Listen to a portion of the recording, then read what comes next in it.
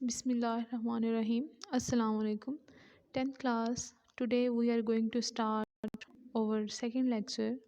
The lecture is about addictive drugs. We have started our last chapter. The name of the chapter is pharmacology. बेटा addictive drugs होती हैं इसके बारे में हम लोग लास्ट लेक्चर में बात कर चुके थे. These are the drugs which are misused.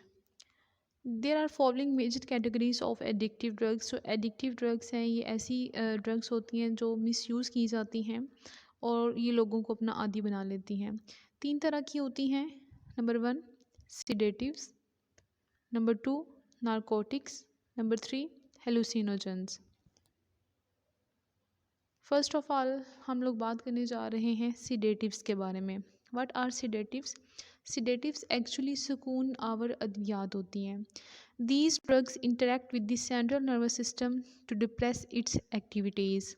ये जो अद्वियात होती हैं, जो ये ड्रग्स होती हैं, सेंट्रल नर्वस सिस्टम पे अमल करती हैं, वहाँ पे एक्ट करती हैं और जो उसकी नॉर्मल एक्टिविटीज़ होती हैं उसको डिप्रेस कर देती हैं, कम कर देती हैं या ख़त्म कर देती हैं. Sedative drugs induce dizziness, lethargy, slow brain function and depression. Sedative drugs के इस्तेमाल की वजह से इंसान की बॉडी में किस तरह की चेंजेस आती हैं? डिजीनेस, धुंधला नज़र आता है. लिथार्जी, सुस्ती आ जाती है. स्लो ब्रेन फंक्शन, दिमाग जो है उसका काम आहिस्ता हो जाता है. सोची इंसान की कम हो जाती हैं. एंड डिप्रेशन, और थोड़ा बंदा मायूस भी हो जाता है. Long term use of these drugs induce suicidal thoughts. अगर इंसान लंबे अरसे तक इनको यूज़ करना शुरू कर दे तो उसके अंदर सुसाइड करने की जो थॉट्स हैं वो पैदा होना शुरू हो जाती हैं. नेक्स्ट बेटा हमारे पास है नारकोटिक्स. जो नारकोटिक्स हैं ये भी पेन किलर के तौर पे इस्तेमाल की जाती हैं. पेन किलर होती हैं किसी दर्द को ख़त्म करने वाली जो दवाइयाँ होती हैं.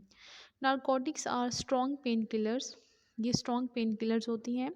These drugs are prescribed in conjugation with other less potent painkillers like paracetamol और एस्पिरिन. conjugation का मतलब होता है किसी चीज़ के साथ मिला हुआ होना. प्रिस्क्राइब्ड, तजवीज़ की जाती हैं, इनका जो नुस्खा है वो दिया जाता है.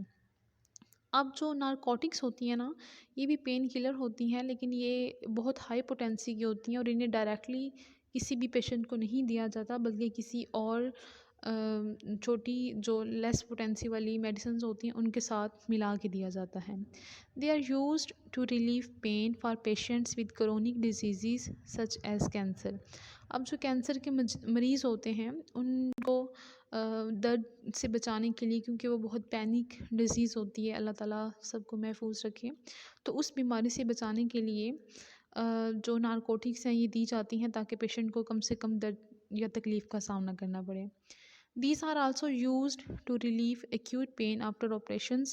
Some people may abuse narcotics for ecstatic effects.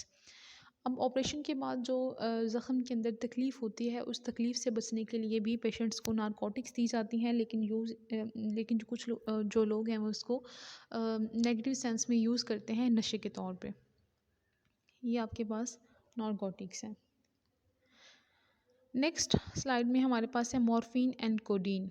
Morphine and codeine are the narcotics. ये भी नारकोटिक्स हैं. Derive from opium poppy. Opium poppy एक दरख्त का नाम है जिससे हमें खिशखास मिलती है. वो खिशखास जो हम लोग बादाम घोटे सरदाई में यूज़ करते हैं ना, वो खिशखास जिस दरख्त से ली जाती है उसका नाम है opium poppy. Morphine acts directly on central nervous system to relieve pain. Central nervous system पे डायरेक्टली अमल करके दर्द से निजात देती है morphine. Morphine has a high potential for addiction, लेकिन इसके अंदर एडिक्ट करने का बहुत ज़्यादा स्टेमिना होता है. ये लोगों को अपना आदी बना देती हैं.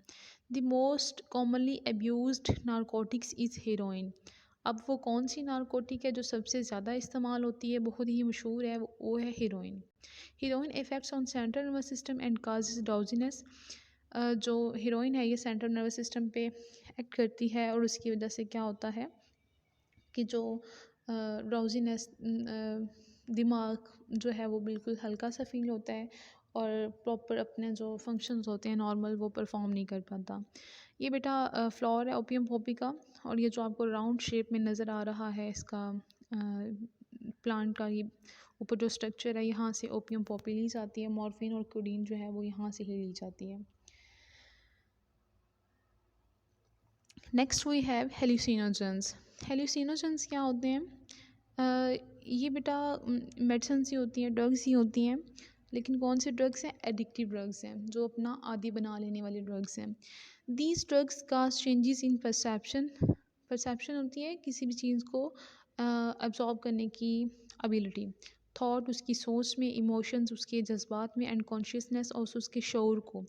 हम लोग अक्सर ये बात करते हैं ना कि फ़लाँ बंदा बहुत कॉन्शियस है, वो अपने होशो हवास में रहता है, अपना ख्याल रखता है, सेहत के बारे में कॉन्शियस है। तो कॉन्शियस का मतलब होता है अपने शऊर में रहना, उसको पता होता है कि मैं क्या कर रहा हूँ, मेरी सराउंडिंग्स में क्या चल रहा है। तो अनकॉन्शियस होता है जो चीज़ें हम लोग लाशऊरी तौर पे करते हैं, जो हमें हमें नहीं पता होता, लेकिन हम लोग वो काम कर रहे होते हैं। These drugs cause changes in perception, जो हेल्यूसिनोजेंस होते हैं, इनकी वजह से क्या होता है कि जो परसेप्शन में चेंजेस आती हैं, सोच में चेंजेस आती हैं, इमोशंस में चेंजेस आती हैं और कॉन्शियसनेस में चेंजेस आती हैं। जो हेल्यूसिनोजेंस हैं ये दो तरह के हैं। Number 1 mescaline, number 2 psilocin. P silent, इसको साइलोसिन पढ़ना है आपने। जो मैस्कालीन है बेटा ये एक प्लांट से ली जाती है जिसका नाम है कैक्टस प्लांट। प्लांट जो कैक्टस प्लांट है ये सहरा में उगने वाला पौधा होता है। आपको पता है कि सहरा में पानी कम होता है, तो जब पानी कम है तो पौधे चाहते हैं कि हम अपना पानी जो है वो कंज़र्व करके रखें, उसे बचा के रखें। तो इस कंडीशन में अप सर्वाइव करने के लिए प्लांट्स क्या करते हैं, वो अपने लीव्स को छोटा कर लेते हैं, ये बिल्कुल ख़त्म कर देते हैं। तो आपको पता है कि जो ट्रांसपायरेशन है वो लीव्स के थ्रू होती है। तो जब पौधे को ये पता होता है कि पानी की कमी हो रही है सराउंडिंग एरिया में, तो वो अपने आप को पानी की कमी से बचाने के लिए क्या करता है, लीव्स को ख़त्म कर देता है या छोटा कर देता है। ये जो कैक्टस प्लांट है ये भी सहरा के अंदर होता है। आपने देखा होगा कांटेदार छोटी छोटी सी झाड़ियों की तरह के ये पौधे होते हैं। इनके जो लीव्स होते हैं वो कांटों में तब्दील हो चुके होते हैं, और ये प्लांट्स के अंदर एक तरह से अडॉप्टेशन होती है ताकि वो किसी भी अनफेवरेबल कंडीशन में भी बिल्कुल सर्वाइव कर जाए। मैस्कालीन जो एक हेल्यूसिनोजन है, एक्चुअली ये एक सीडेटिव ड्रग है। ये एक जिस पौधे से ली जाती है उसका नाम है कैक्टस। आगे मैंने इसकी तस्वीर लगाई हुई है अगली स्लाइड में। जो साइलोसिन है ये भी एक ड्रग है, सीडेटिव ड्रग है। कौन सी वाली है? हेल्यूसिनोजन ड्रग है, और ये एक मशरूम से ली जाती है। मशरूम्स खुम्बी को कहते हैं। बारिश के बाद अक्सर आपने देखा होगा कि ज़मीन में से बहुत सॉफ्ट से किस्म की वो एक छतरी की तरह के जो बॉडीज़ होती हैं वो निकल रही होती है, जिनको खुम्बियाँ कहा जाता है। लोग इनको पका के भी खाते हैं। ये एडिबल होती हैं, लेकिन हर जो मशरूम होती है वो एडिबल नहीं होती है। कुछ जो होती हैं वो हार्मफुल भी होती हैं, उनके खाने के बाद बंदे की डेथ भी हो जाती है। तो ये कोई एक्सपर्ट बंदा बता सकता है कि ये जो है ये एडिबल है। एडिबल का मतलब होता है खाने के काबिल होना, और नॉन एडिबल जिनको खाया नहीं जा सकता। तो बेटा ये जो फर्स्ट में हमारे पास मैस्कालीन है ये कैक्टस प्लांट से ली जाती है। कैक्टस प्लांट की तस्वीर लगा दी गई है यहाँ पे। और जो साइलोसिन है वो एक मशरूम से ली जाती है। Mushroom is a umbrella like structure that produces psilocin, and psilocin is a hallucinogen. Hallucinogen is a type of sedative drugs. Next we have hallucinogens effect on the sympathetic nervous system. हम लोगों ने बात की थी ना कि nervous system जो होता है फर्दर जब उसकी क्लासिफिकेशन की थी चैप्टर नंबर 3 में, तो सिंपैथेटिक नर्वस सिस्टम होता है और पैरासिम्पैथेटिक नर्वस सिस्टम होता है। तो जो पैरासिम्पैथेटिक नर्वस सिस्टम है उसके ऊपर हेल्यूसिनोजेंस इफ़ेक्ट करते हैं, असर दिखाते हैं अपना, काजिंग उसकी वजह से अब होता क्या है, डायलेशन ऑफ प्यूपिल्स, जो पुतलियाँ होती हैं आँखों की वो बिल्कुल फैल जाती हैं। जब आप कोई दहशत में होते हैं या खौफनाक कोई चीज़ देख लेते हैं तो आपकी जो प्यूपिल्स होती हैं, जो आँखों की पुतलियाँ होती हैं वो बिल्कुल फैल जाती हैं हैरानी में। तो हेल्यूसिनोजन क्या करते हैं, आँखों की पुतलियों को फैला देते हैं। कॉन्स्ट्रिक्शन ऑफ सम आर्टरीज, जो खून की शरियानें होती हैं, जो खून की नालियाँ होती हैं उनको तंग कर देते हैं। अच्छा अब ये देखें कि एक नॉर्मल पाइप है उसमें से नॉर्मली पानी गुजर रहा है। एक वो पाइप है जिसमें जो पाइप छोटा है लेकिन पीछे से आने वाला पानी जो है वो ज़्यादा है। अब हर आने वाला पानी का मॉलिक्यूल ये चाहेगा कि मैं पाइप में से पहले गुजरूँ। इसी कंडीशन में क्या होगा कि वो वाटर की जो मॉलिक्यूल्स हैं वो उस पाइप की वाल्स के साथ भी रगड़ खाएंगे, फ्रिक्शन होगी, और आपस में भी वो जब कोलाइड करेंगे तो उसमें भी फ्रिक्शन पैदा होगी। अब फ्रिक्शन के पैदा होने से क्या होगा, हीट प्रोड्यूस होगी। तो जब फिर क्या होता है कि हाई ब्लड प्रेशर हो जाता है। तो जब कॉन्स्ट्रिक्शन हो जाती है, कॉन्स्ट्रिक्शन का मतलब होता है सिकुड़ जाना। तो आर्टरीज जब सिकुड़ जाती हैं तो पीछे से ब्लड का जो प्रेशर है वो इंक्रीज़ हो जाता है। तो नतीजे के तौर पे क्या होता है कि जो बीपी है वो हाई हो जाता है। नेक्स्ट बेटा जो हमारे पास एक सिडेटिव ड्रग है वो है मैरिजुआना। मैरिजुआना का जो कॉमन नेम है वो है hashish. Marijuana is also a hallucinogen which is smoked. इसको धुएं के जिस तरह सिगरेट को यूज़ करते हैं उसी तरह से इसको भी स्मोक किया जाता है। It is obtain from the flowers, stems and leaves of marijuana plant. एक प्लांट है जिसका नाम है मैरिजुआना प्लांट। उस प्लांट से, उसके प्लांट के पत्तों से, उस प्लांट के फूलों से, उस प्लांट के तने से एक हेलुसिनोजन को लिया जाता है, जिस हेलुसिनोजन का नाम है मैरिजुआना। क्योंकि ये मैरिजुआना पौधे से लिया जाता है सो इसका नाम भी मैरिजुआना रखा गया है। Small doses of marijuana results in feeling of well being that last 2 to 3 hours। अगर आप थोड़ी सी मिकदार में मैरिजुआना को स्मोक करते हैं जो लोग, तो उनको 2 से 3 घंटे के लिए बहुत अच्छी फीलिंग आती है। उनको दुनिया अपने मनपसंद रंग में नज़र आती है। जो चीज़ वो फ़र्ज़ करना चाहते हैं सपोज़ उनको वो सारी चीज़ें नज़र आती हैं। एक यू कैन से कि वो एक वंडरलैंड में, एक ड्रीम लैंड में रह लेते हैं। High doses increase heart rate. अब क्या होता है कि जो अगर इसकी मिकदार बढ़ा दी जाए तो उनकी जो हार्ट बीट है, जो उनकी दिल की धड़कन है वो बहुत तेज़ हो जाती है।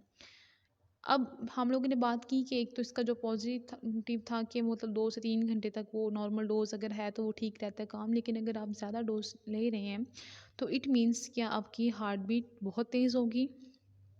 It also affects the production of sperms in man. जो मेल्स होते हैं उनके अंदर जो स्पर्म प्रोडक्शन है वो इंक्रीज़ हो जाती है मैरिजुआना की वजह से। You know very well about sperms. Sperms are the male gametes that take part in sexual reproduction and also weaken the short term memory. अच्छा बेटा, जो मेमोरी होती है ना वो दो तरह की होती है। एक होती है शॉर्ट टर्म मेमोरी और दूसरी होती है long term memory. Short term memory जो बातें हमें थोड़ी देर बाद भूल जाती हैं, ठीक है। मसलन मैं आपसे कहती हूँ कि आपने बेटा ये काम लर्न करें, मैं अभी आके सुनती हूँ आपसे, मैं कोई आपको क्लास वर्क देती हूँ, तो थोड़ी देर बाद जब मैं आती हूँ तो आपको ये बात भूल चुकी होती है। तो इट मीन्स कि आपकी शॉर्ट टर्म मेमोरी अच्छी नहीं है। अगर मैं आपको बताती हूँ कि बायोलॉजी की जब डेफिनेशन हमने पढ़ी थी तो मैंने आपको बताया था कि biology is that branch of science which deals with the study of living organisms. ये बात बहुत इंपॉर्टेंट है। अगर आप बायोलॉजी स्टूडेंट हैं तो आपको पता होना चाहिए कि बायोलॉजी एक्चुअली में है क्या। तो अगर आपको ये बात भूल जाती है, बायोलॉजी की डेफिनेशन भूल जाती है, तो आपकी लॉन्ग टर्म मेमोरी अच्छी नहीं है। तो जो हमारे पास मैरिजुआना है ये क्या करती है, ये शॉर्ट टर्म मेमोरी को डैमेज कर देती है। बेटा ये नेक्स्ट हमारे पास मैरिजुआना प्लांट का पौधा है, जो मैरिजुआना प्लांट है।